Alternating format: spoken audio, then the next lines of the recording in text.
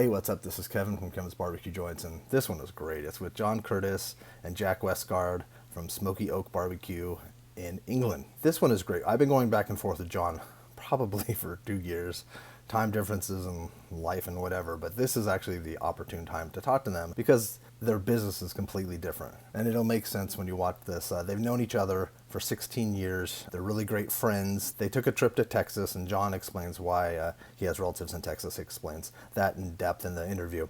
But they took a trip to Texas, and the food blew their mind, and the pits blew their mind. And so they came back. They had a 500-gallon pit built. They were doing catering, festivals, and then COVID hit. And so they had to change their game plan. They started selling wood because it made sense. They chopped up, boxed up, shipped people wood. And then they decided, hey, you know what? Why don't we just start pit building? Because that's what everybody thinks. They could just be a pit builder, right? These guys are just very industrious. And they definitely, you can tell from this interview, that they could just do anything they want to do when they put their minds to it. So they learned how to build pits. They're building pits now. They have 3 different kinds. They'll explain in the interview. They also have firewood. And now they're going to start having charcoal. They're extremely clever. They've created a business out of necessity. And now they have a business that they love. Something that they are truly passionate about. And they also do, which is really a cool thing, when they sell their pits to somebody, they do classes too. So they teach people how to use these pits, because a lot of people, and here in the United States too, or wherever you're listening, a lot of people don't know how to use offset cookers. They offer that as well. So I'll put links to their website below. If you're in the United Kingdom, it'll be easier to get everything that they're talking about. They've gotten inquiries from the United States, but it doesn't make sense because there are tons of pit builders and people doing stuff over here. But I can't thank them enough for taking the time. I think you're going to find it a very cool story. You know how I love pit builders, and you know how much I love hearing about makers and creators. So this is something that's really cool. It's in England, and I know you guys are going to dig it. So in the end, stay safe and visit your local barbecue joint. Good evening, guys. How you guys doing? Very well, thank you. Yeah, it's good. Thanks, mate. Yeah, nice to finally finally get this going. I think we've tried how many? Probably, yeah, like you said, 20 times maybe. Yeah. We got there in the end though, so that's all that matters. Yeah, as long more to talk about now anyway. So yeah, definitely. And yeah, so just for people, so that people that are on the YouTube side who can see you guys, can you guys explain on that? I guess they just hear it on the podcast side, but can you introduce your guys' self, and then we'll start kind of getting your backstory and how you guys got into barbecue and all that good stuff. Yeah, so I'm John. It's Jack. We've known each other, I think, about 16 years now. Been friends for a long time. Jack was best man at my wedding. Yeah, and then we enjoyed going out, doing everything, similar hobbies. Then we went to Texas together in 2017, and Jack we saw smokers, and then you say what you So we had a kind of, well, we started, didn't we? There was a kettle barbecue at my mum and dad's, like, I don't know, probably 4 years before that, maybe. Then got a cheap offset, then got a little Cactus Jack, which is a German one, but that was 6 mil, so it was a pretty decent small smoker. And then then went to Texas, and then decided that I needed to build a big one. So the first one, convinced a welder friend to help me, and we built a 500-gallon. So you guys went to Texas specifically because you were more curious and you had seen stuff online, maybe? Yeah, for a holiday to eat barbecue there, and just we went to football. Yeah, because Franklin's burnt down literally like a week before, or something. It was during that time. Yeah, it was just after Hurricane Harvey. So we were driving through Houston, and there's still all the flood damage and everything. It was chaotic. Well, that's interesting, because I interviewed Homer Robertson, who works for the Fort Worth Fire Department. He was saying he talked to Aaron about it, and it was because of the hurricane and the weather, and I guess an ember went up. Yeah, okay. So then from that we started catering, because we had this giant barbecue. Started a catering business. So we were at festivals for a couple of years. That's an experience. Probably wouldn't do it again. We got the opportunity to be at Metopia because we were one of the only people in the UK with a big smoker. Brian Furman was coming, and he was struggling to find a pit, and they just said, they kept showing him all these barbecues. Well, we offered ours. I think we contacted Molly, the organizer, and said, look, we've got this big pit, would you like to use it? Right at the exact right time, because Brian just jumped on it straight away. It was just wow. Okay. But go back just a sec. Like, were there any places at all that had American style barbecue around Yeah. you? So David Carter at Smokestack has had pits. Yeah. But then a lot of people here use they're the gas assist ones. I can't remember. Old Hickory. Old Hickories. Old yeah. Hickories, yeah. Because trying to get a permit in the centre of London to have live fire, it's just difficult. So yeah, from Meatopia, we started to get a bit more interest. That's then COVID happened. Yeah. So it's like, right, we had all this wood and everything like that, and we were thinking, what are we going to do with it? So we just thought, well, everyone was cooking at home. So we went, I'll tell you what, we'll put it in boxes and sell it to people. It just went mad because everyone was at home cooking in lockdown. Oh, that's perfect.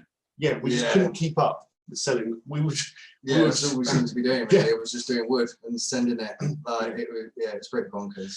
And then we looked at the unit and we were trying to work with someone, and then we just thought we should just do this on our own. So the government gave out a small grant, which we used to go and buy ourselves a welder and a cutter and some stock, and then started building some pits. So we modified one for Wilson's barbecue, which he had, and then his stuff looks great. His food looks really great. He's really good. He's on his second pit from us now, and he's due for a third. Yeah. So we started building ones for stock, and then what did we take? An order for a custom one in Wales, which we had to crane in over the guy's house. We've had a few backyard ones, and then recently, a company, they're in Canterbury, and they borrowed our 500 gallon with a view to buying it, and then ended up buying it.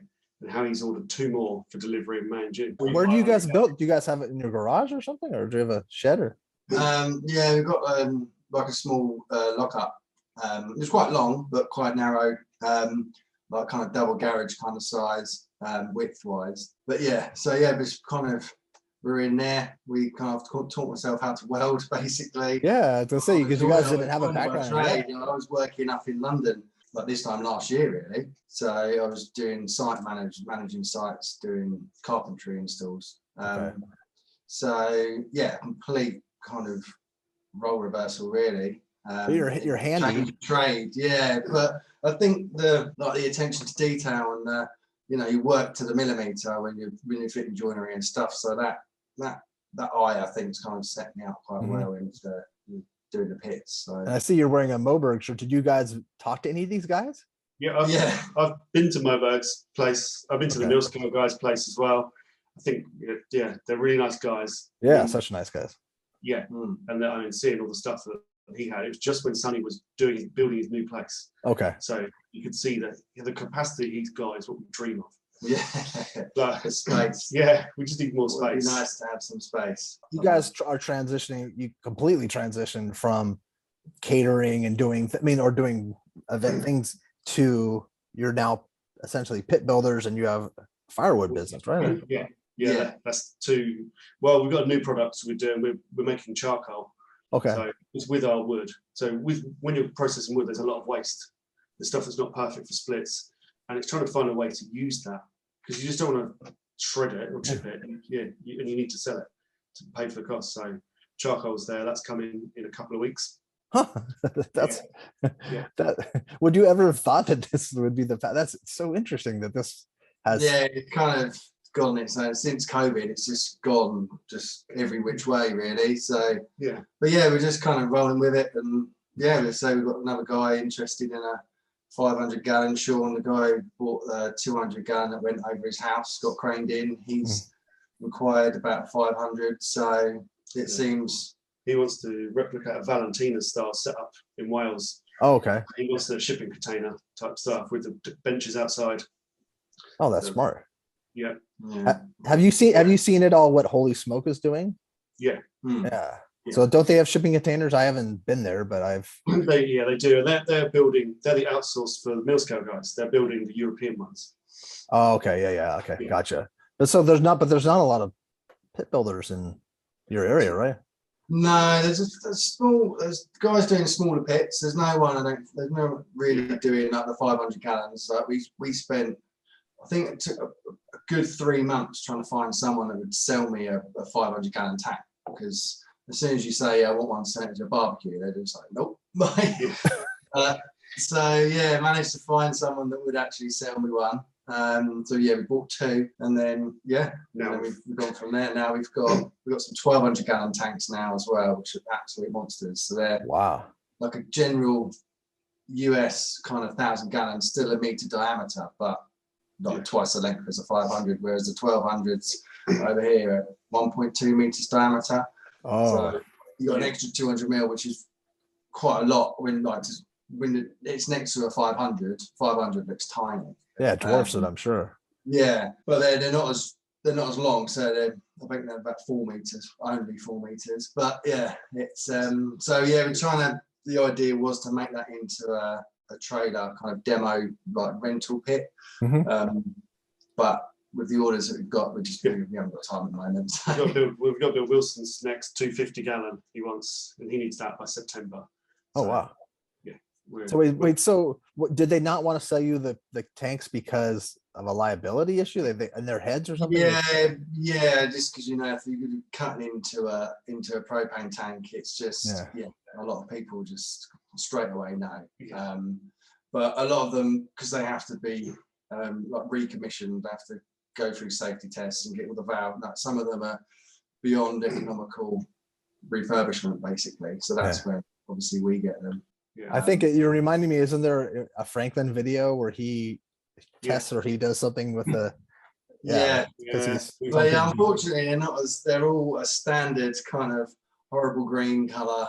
Like you don't get the nice sun scorched kind of Texas, ones that have been out there. You don't get the nice patina that you do over in Texas. Last week we had to grind the sandblaster couldn't blast paint, it was that thick off. So we both stood there with angle grinders for 6 or 7 hours. Oh my gosh. Grinding it off ourselves. Yeah, we got one that's being collected tomorrow, actually. It's going over to Ireland. That was a 1963 tank, and that was 10 mil thick. And then the end caps were 12. Oh my gosh. So it weighed a ton, just the cook chamber was a ton on its own. And then with the firebox was another 450. So yeah, all in all, it's a 1.5 ton smoker. So it's pretty substantial. So is this something like this? Because this is pretty amazing that you guys would be doing this. Are you enjoying this process?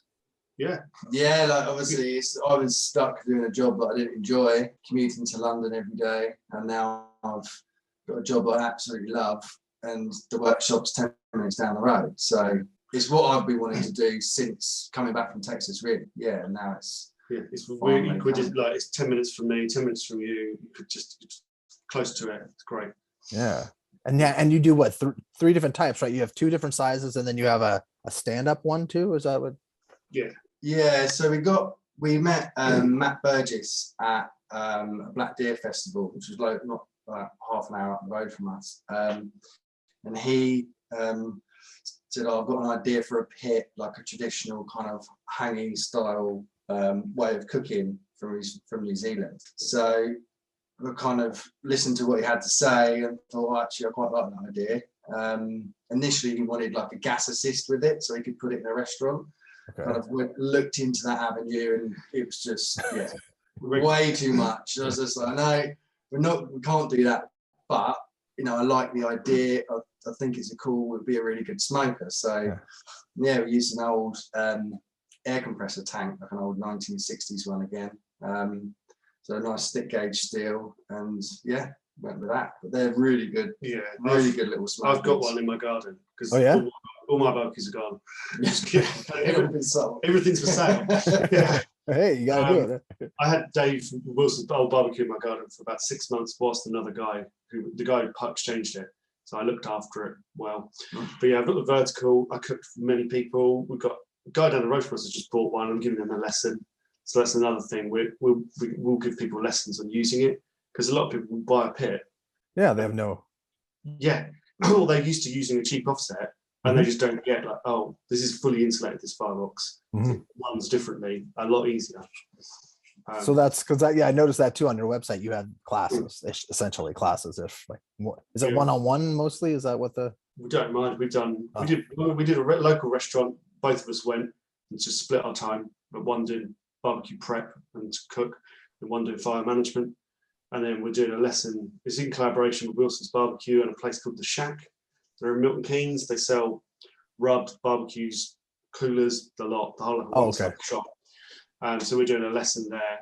Cook a brisket, cook ribs, prepare chili, other like sides and bits. So we teach people so they can take it away and do it themselves. And I think another thing is just showing people how easy it is to run an offset, a good offset. Because a lot of people buy a cheap one that's a millimeter thick, struggle with it constantly, and then they just disregard it. They're just like, no, the offsets are not for me, they're too hard. But they are our insulated ones. We insulate the flues as well, which was kind of more of a necessity at the time, but we've kind of carried that over as that's now our standard now. Because the UK summer is not known for being great. Yeah. I was gonna say, because you got you're making it for your consumer, for the United Kingdom buyer. Yeah. So when we had the catering business, we had to have the 500 gallon in the back garden. And then the food standards came out and said that the flue had to be a metre above ridge tile level. So the flue had to be, it was about 4.5 metres, something like that. Luckily, we were in a bungalow, and we managed to kind of rig it up, and I had a little support up there as well to obviously keep it upright and not get blown off. But then we found that with using the insulated flue, the exhaust, it was going into the collector at 275 and it was exiting at like 272 or something, over that massive distance, it wasn't cooling. And then that's obviously when things start to cool down is when it slows down, and then it starts affecting the draw. And obviously that's when we kind of realised that the insulated flue really did kind of work over here. We've got some little tools that we've got the meter to check how much is being drawn in and drawn out, so we know that it's working. It's going to work as well. And who knew you would ever be using that kind of stuff? Like how it, like, yeah. And the thing is, it makes if you if you have to move, buy a smoker from us, and then you want to put it in a little outside area with a with a roof, and you want to extend it up, it's just a simple case to just plop another bit on. It's not like, I need to weld a bit on or anything like that. And you can transport it. You can take the whole stack off, put it in a box, put it in the barbecue, and drive off. You don't have to have a flap. It's just it's fewer welds. Yeah. Oh wow, that's perfect. Yeah. Wow. So that's what we were always trying to think. How would we want to use it? Because we did, and then just using that. We've still got more ideas to come. We're working on something now. So the 500 gallon that's going tomorrow to Ireland, that's got a remote mover on it. So there's an idea I had when we first built the first 500, is that obviously it's a massive smoker. How do you push it up a slight hill or anything? So basically got like a caravan mover, which is just goes onto the wheels and then drives. So the rear wheels are then driven and then it's got like a cart style front end to it. That's perfect. So it's a 1.5 ton smoker that you can move on your own. With one hand, you can get the app on your phone. That's insane. Well, I think Backline Smoker did one with a 5, but it moved a lot faster. But it's the only downside to the mover with the size wheels that we've got. It is like a snail's pace. It's not very fast, but it safely moves 1.5 ton smoker. Up a hill or whatever. A lot of the things we've done is because we're having to figure this out ourselves. And everything is a learning curve. Like we price up a job and now we're starting to learn, like, no, we need to work this out. Because we've had a few things bit us and gone, okay, well that took a lot longer than we thought it would. Without the backup of another job. It's not like this is a second income. No, so that's now it's my sole income now. So it's just the pressure's on, it's got to work. Well, do you think so then for people that want to order, what kind of lead times would they expect? Like what's a safe lead time for them? So we allow 4 to 6 weeks for a backyard pit, 6 to 8 for a 500, but it's getting a build slot. So we're booked out all the way now through July, and then I think we've got one slot for this summer if someone wanted a 500, because we've got prepared for Black Deer Festival and then Meatopia. So the best thing that we say to people is put an order in now to secure the steel price, because steel prices just keep going up and up. Yeah. Once they pay their deposit, we can order the steel we need. The tanks we've already got. So, Okay. yeah, that's what we're pushing people. Okay, so that's a good idea, because you know, you'd be surprised how many, especially with that pit list. I'm going to add you guys to my pit list, even though, and you'll be the first of somebody, a builder outside of the United States. But people are actually looking at this list and using it. I talked to a guy recently. He's like, "Oh yeah, I went to this website, Kevin's Barbecue Joints," and I'm like, "Oh, that's funny." Yeah. So he's like, "Yeah, I looked through all these different things," and so I think that's now I'm going to start off. I'll do a separate blog piece about you guys. Yeah, they should get an order in as soon as possible. Yeah, so we've been asked to ship to America already. You know, Brian Furman actually said, you know, he was interested in 2 500 gallons. when he left, you know, he was, you know, impressed with, you know, that, to be fair, it was good. You know, it was our first 500 that we built. Yeah. And to have someone like Brian say, yeah, they're really good. Like, you know, what's the kind of price to get them over to the US? That's nice. Yeah. And we've had a few since, but the costs are a bit prohibitive. Yeah, we had a guy request. We saw Bradley Chud's Barbecue's tortilla press. Mm-hmm. A few people he didn't ship to the UK, and a few people said, "Could I have one?" So we went, "Yeah." I messaged him, like, "Look, you know, it's not trademark." And then we had a guy from America message, "Hi, his wait time's really long. Can you send us one?" No, it'll cost you more in shipping. Yeah, it wouldn't make sense. And by the time, all that, you just might as well wait for it. But that's true too. But like the industry, it's cutthroat. Certain people are cutthroat, but otherwise, like if you ask questions and like how you asked Brad's such a cool guy that he would, The thing, I don't mind anyone asking a question. It's when they sort of say, "How do you make your barbecue sauce?" You're like, "Oh, I use this. And they're like, "And how many grams of this?" Like, that's come on. Like, we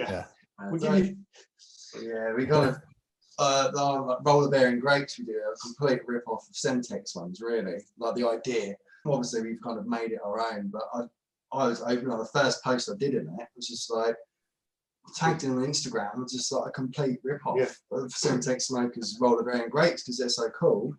And he messaged back and was just like, you know, "Thanks for saying it." A lot of people would just take it and just say that's their own idea over in the US, and I was just like, no, it's not my idea. It's just something that I really like. We're using the 500 when we were doing the catering stuff. When you got 10 briskets and you got to get your whole, you got to literally lean into the whole pit to get it. Yeah, it's a grate that pulls out is just infinitely better. Like with the trade-off that you lose the space in certain areas. Mm-hmm. When you actually add it up, it's not, the pros outweigh the cons basically. But on the grate, you can just move it in and out.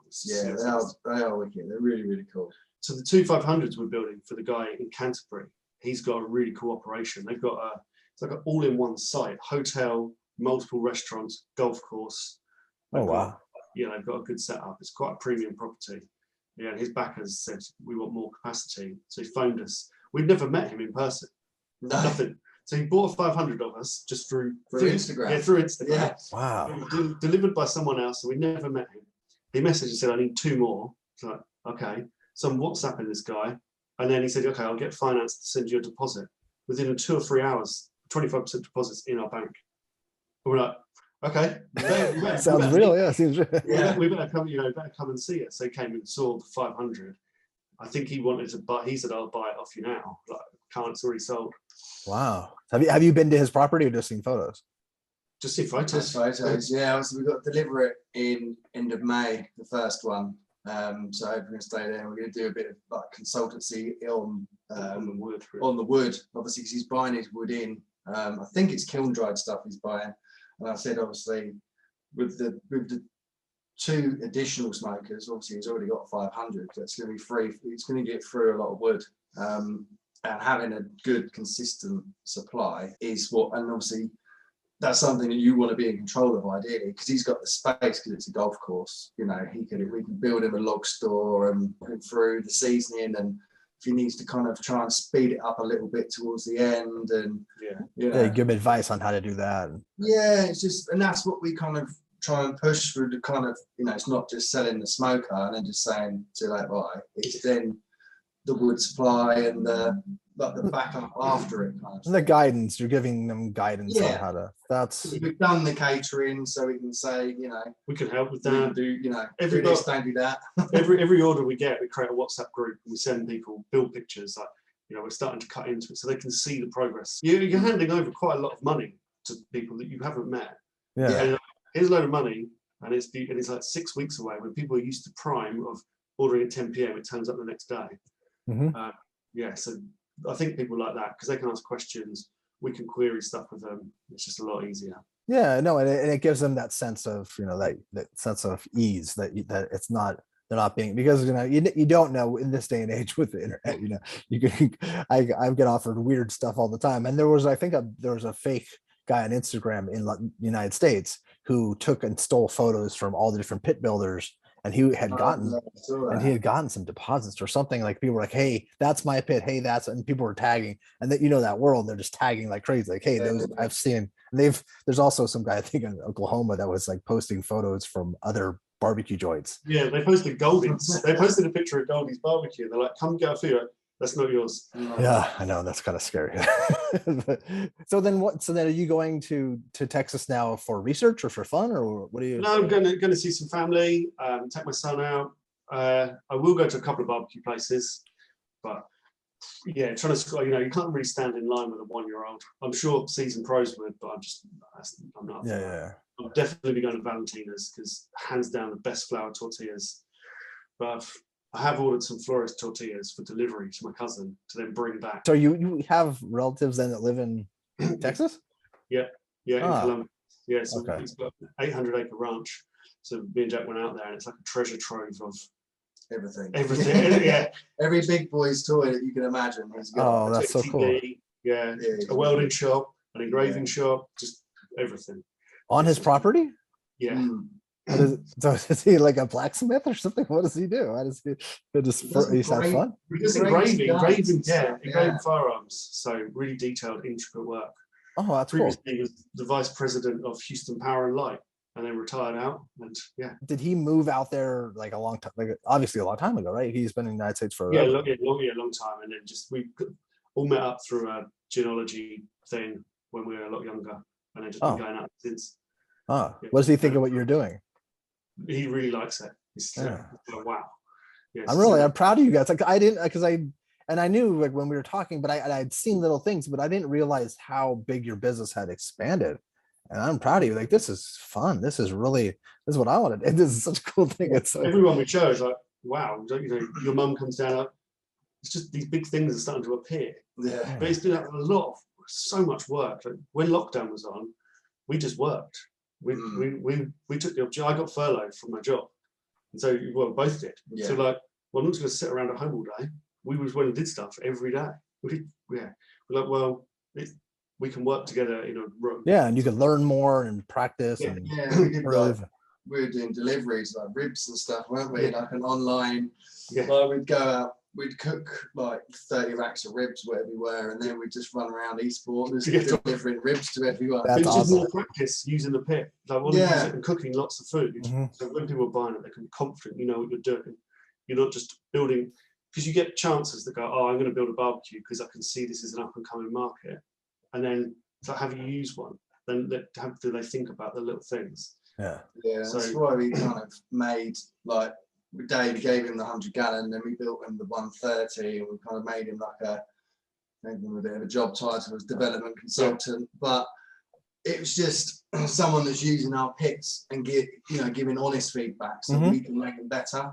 And that's the main thing. It's just obviously with the experience that we've got with running the pits and stuff, we've done a lot of trial and error before we've kind of built the first offset, really. And now we're kind of just honing that and just making it better each time. So even the wood, like I know what wood I like to use in the barbecue. Like, and when we're splitting it, looking at it going, yeah, that's what I'd be comfortable using. We process everything. It's just us doing it into rings, splits. It's not just going through a press and it's spitting out. It's by hand. Which is the bane of our existence. Like, when we were doing it through lockdown, it was just, because we had a log store, we'd season it at like 500 mil logs, and then we'd have to re-split it and recut it to 250. It's like 10 inches. So it was just, obviously we've already processed it once to get it down and split it down, then to air dry it, and then to pick it back up, steps. to then cut it and split it again. And then it was, yeah. It's now we've kind of got the equipment to make it a bit easier. Yeah, we bought a telehandler, we bought a log splitter that's just saved so much time. Is it one of those kind that like the it's a kinetic one. Yes. Yeah, like the amount we spent like before we bought it, like we'd done like the little events and stuff, and we just about got enough money to buy it, and we're just like, should we do it? And we kept watching like the YouTube video of it like on the website, and we finally pulled the pin and bought it. Yeah, we wanted to order it before Brexit because it came from Germany, so we didn't want to get any charges. Oh, so I ordered it to my office because I knew they had a forklift to unload it. So this thing's turned out. This is quite big, and it's just as fast as you can load it, it can process the wood, and we haven't found anything that can beat it. That's great. No, that's really handy. It just punches through the wood. Yeah, and then we've got another saw that we cut, and we just learned putting them in breathing bags.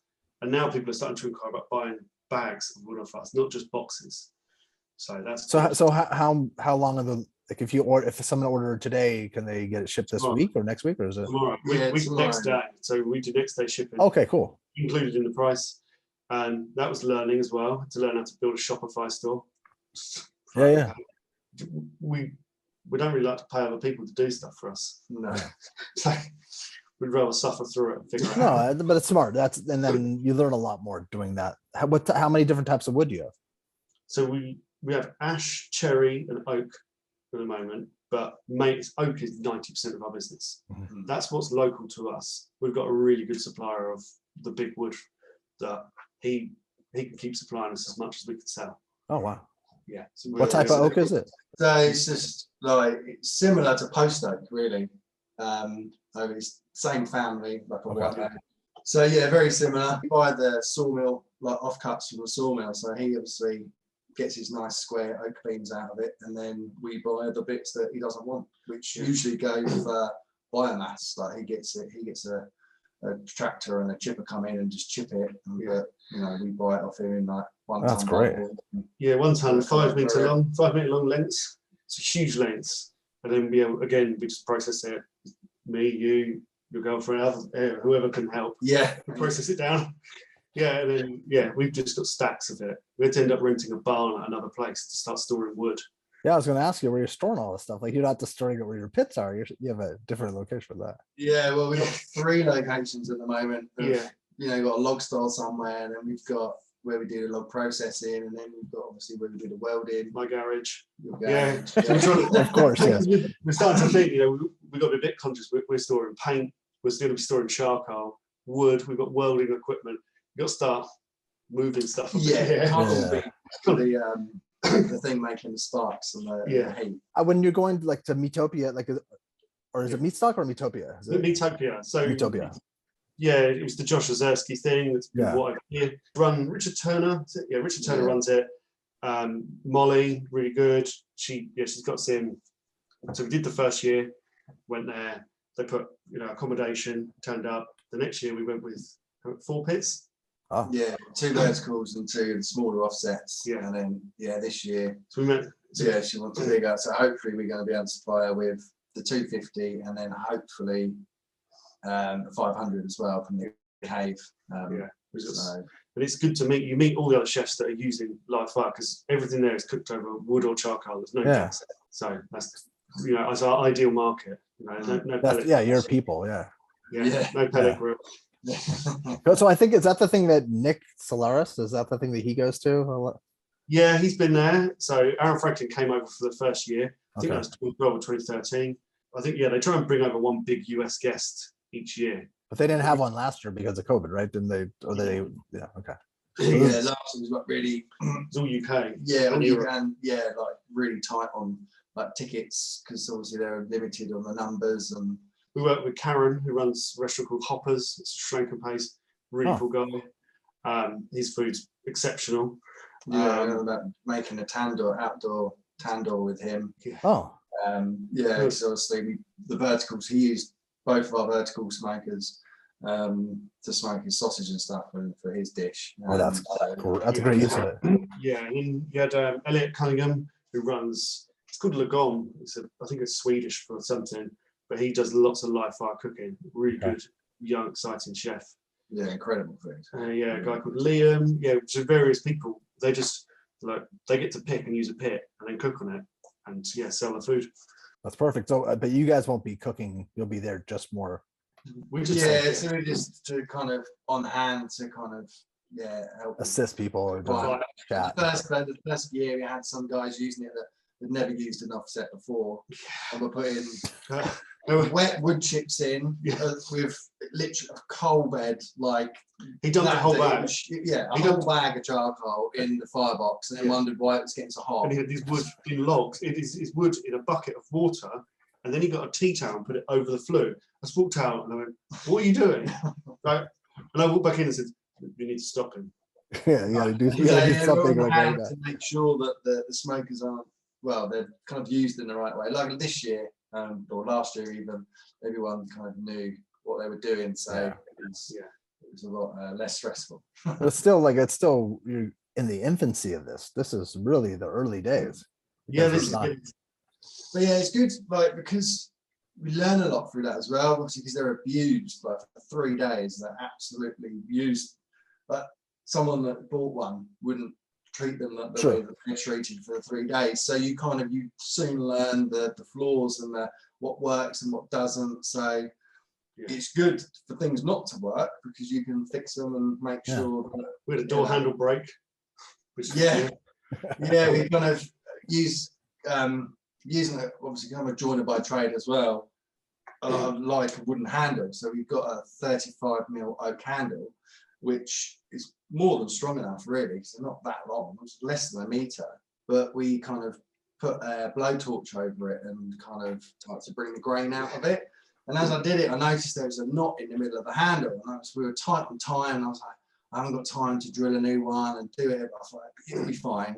But it was on the 130 where it's 8mm thick steel, so it's a really heavy door, 35 kilo, I think. And one of the Indian guys lifted it up and then kind of dropped it back down, holding the thing with a handle, and it just went snap. And they were like, "Oh, now what do we do?" Trying to open the handle there.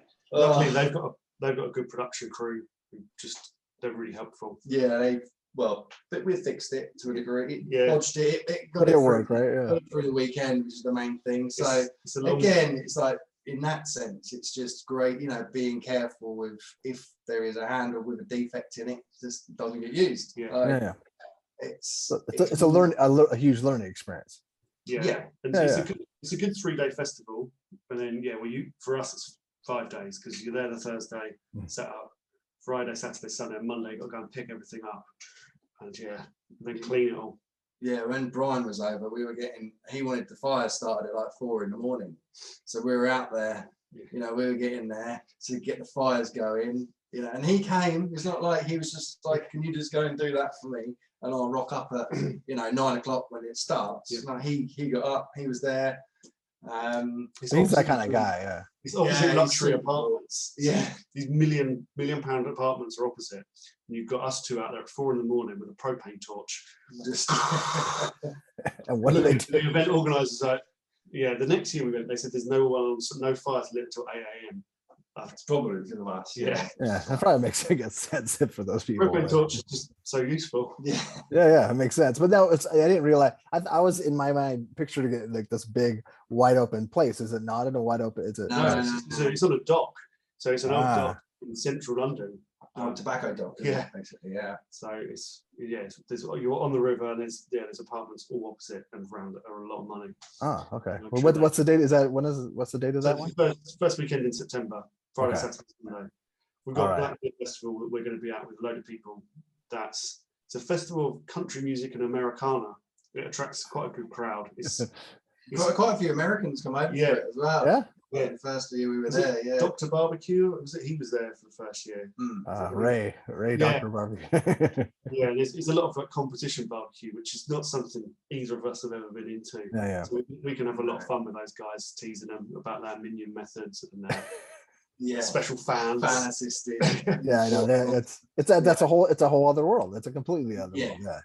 We're both we like to tease the pellet grills and the other guys for fun. Of course, you should, as you should, as like it's gentle ribbing, and there's a place for. I understand there's people that kind of need that because they need to set it and go, and that's just kind of their like. Well, we got a master built, gravity charcoal smoker thing, and that's that's not a bad bit of kit really. It's the best of the bad bunch of things. It's a hybrid, isn't it? Yeah, you can load it with decent charcoal and decent wood, and you get a decent product. Whereas the pellet grills is just no.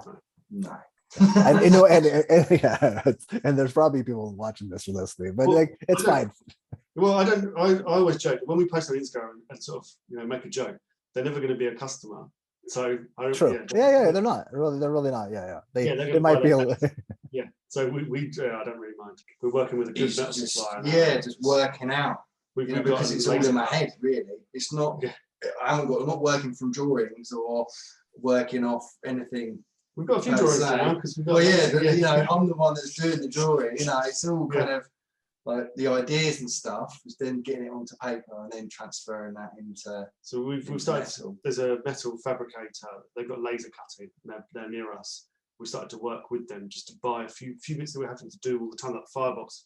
They can cut the door out when they cut the round. Oh, that's smart. So it's just making things like the little tabs and stuff for the roller bearing grates. We ordered them like 200, 300 at a time, and little even just doing like the logos and stuff for the side of the smokers. There's a couple of the guys got like Smoking Bears Barbecue. They bought a 130, so we did them a custom sign and stuff like that. Stuff that we can't do. It's just get someone else to. It makes sense. No, maybe you have to for that. That's you got to focus on what makes the most sense. Yeah. This is killer. So what are the best ways for people to get a hold of you? And so the website, what's the website again? It's smokyoakbarbecue.co.uk. Send an email through there or Instagram. One of us, we both got that, but one of us will pick it up. Okay. Yeah, email's best for us because then you don't miss those. Yeah, and if you want to get a pit order in, you should get it in soon. Yeah, because steel prices just daily. Sometimes when we're going for prices for steel, the quote says valid 24 hours. Right, okay. So if you get a deposit in, are you locked in at that price? Because we then immediately order the steel then. And we'll just sit on it until we need it. We waited about 4 months. He just said, look, I don't need it for 4 months. I'll place the deposit now. Okay. So we just got the credit card machine out. So excellent. And then also on the website, I noticed you could order all the wood, right? And then the tortilla press, and then there was there's classes. What else was on there? There was different types. So you got the chunks, and you got the chips and bits, a beanie hat. People keep asking us for t-shirts, and we keep going, we'll do that. We've got the tail trees. The tail trees all made. Custom. I saw that tail tree. So we actually decided that if we're going to do it, we wanted to have the proper tail tree ones. That's cool. Have a safe trip. Have a fun trip out here. That's exciting that you're coming, and nice to meet you, Jack. This is great. I thank you so much. And then if there's any other questions, I'll email you. But this was great. I'm glad we finally got to do this. I'm really, really happy. Thank you for your time. Thanks for actually getting it done. And congratulations on this business. I'm excited for you. It's gonna succeed, and it's like you guys are doing all the right things. Like these are the right facets with the wood and the pits. This is cool. This is very good. Excellent. Well, have a good evening, and I'll talk to you soon.